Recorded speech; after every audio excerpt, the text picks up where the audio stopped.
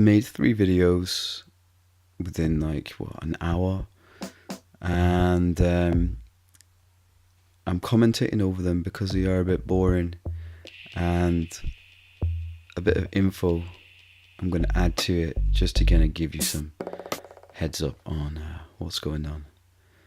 This is more so for people that have Maschine, or for those that are actually quite keen on getting Maschine, like just to see what you can do with it. This obviously you can do so much with it, and this is one of my this is pretty much a kind of style that I've been using. I mean, what you'll see quite clearly is that I am pretty much making something up from scratch. I don't know what I'm gonna do. I don't have any particular audio vision in mind, you know. I'm just finding a beat, finding a sound, and then just going, right, yeah, okay, like that, get it down, let's go on to something else. So I'm sharing it to give some people like that might find it useful, like a heads up on, you know, just play about. You know, it's a pretty versatile tool, and you might find that you love it, and you get stoked off like the cool things you can make in quite a short amount of time.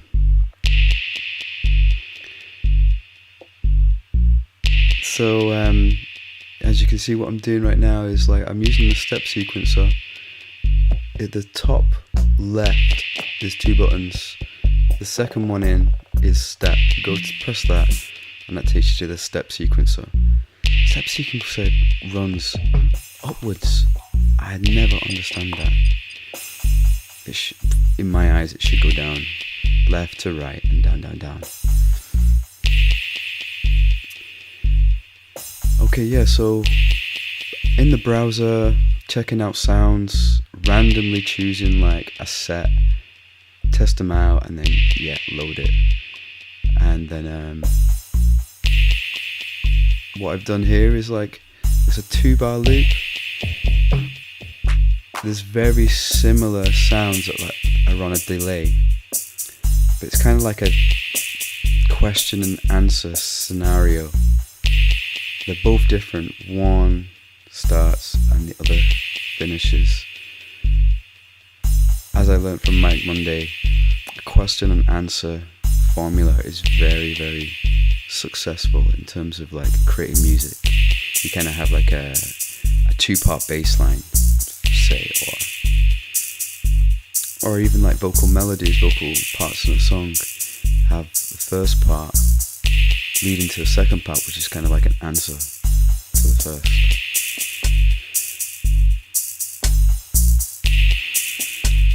Okay, so we're actually getting somewhere now.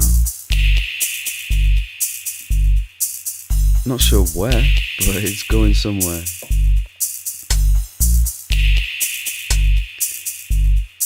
Yeah, so this track's got a fair bit of reverb, delay type thing going on, kind of like a bit of a dub flavor. Oh yeah, speeding it up. Just press the tempo button there. Well, turned off the tempo. So the great thing about Maschine is you can do so much from the hardware, and this was something that I was just yearning to use, to find, having spent many years like just using like a mouse and software, you know, to like step sequence things, step sequence, you know, music, and just being quite bored of the whole process of just using a mouse on a computer. Just been like, once to make a loop, then it kind of lose the buzz for it. Maschine is quite different. Machine's different because you can use it throughout the whole process, from like creating a beat to actually completing the arrangement. without pretty much using anything else but the hardware. I think there's a few things I discovered through making these like 3-part videos. Oh yeah, that was it actually. It was an additional feature of not... Okay, so yeah, you can do loads on hardware, but I did figure out you can use the arrows on a keyboard on your laptop or your computer, and it's really handy because like you can change the notes on the keyboard, so you can move notes around by using the arrows, and it's like so handy, you know. So you can have kind of like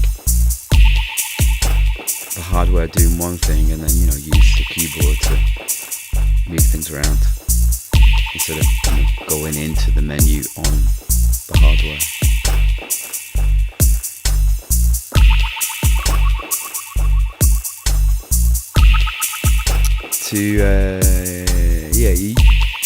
To get into this zone on the machine, you use Shift and Pad mode, and then you can link into this space.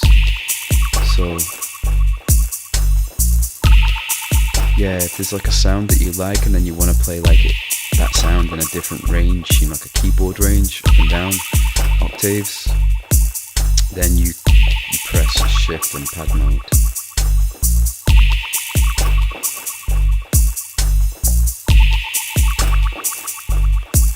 There's a little note that's just outside of the bar, the selected bar. To move that, you can use quantize. That often works. If it's highlighted, you can often use quantize and it'll shimmy it into the actual looped bar.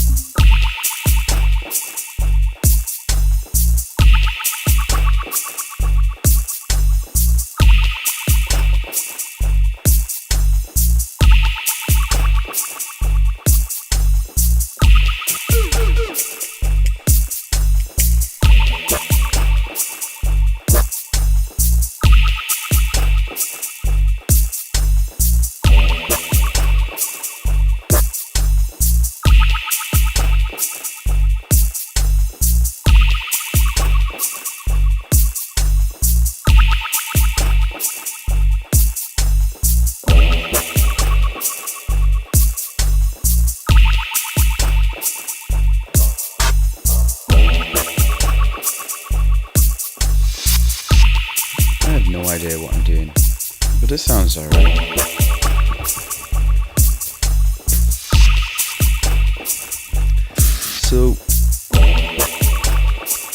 So yeah, one of the purposes of making this was just to show, like, you know, you don't necessarily have to know what you're going to create. Just create something. And it's such a big thing. Like, this issue of not creating something, or perfectionism, or creative block.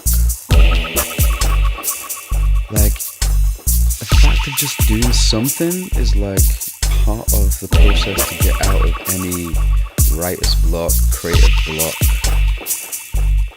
rubbish that you might be going through that's an excuse to not do something.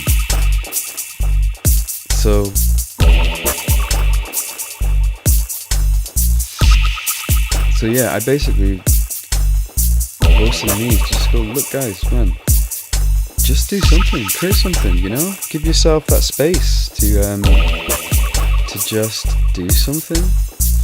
You know, it's like, it doesn't have to sound a certain way. You know, just like, give yourself a break, you know, don't be too hard on yourself. Just the fact that you're just doing something, you're creating something is like fantastic, because you're going into the unknown and you're doing something that's different, and you have no idea what you're gonna do or what you're gonna create, and that opens you up to a whole world of creative opportunities and inspiration and confidence and empowerment.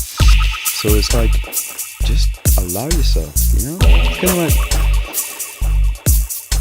you know, I don't kind of consider myself to be like, you know, a hip-hop producer or electronic music producer, or, you know, it's pretty much, I don't really label my creative abilities too much, you know? Just create something. Just create, bro.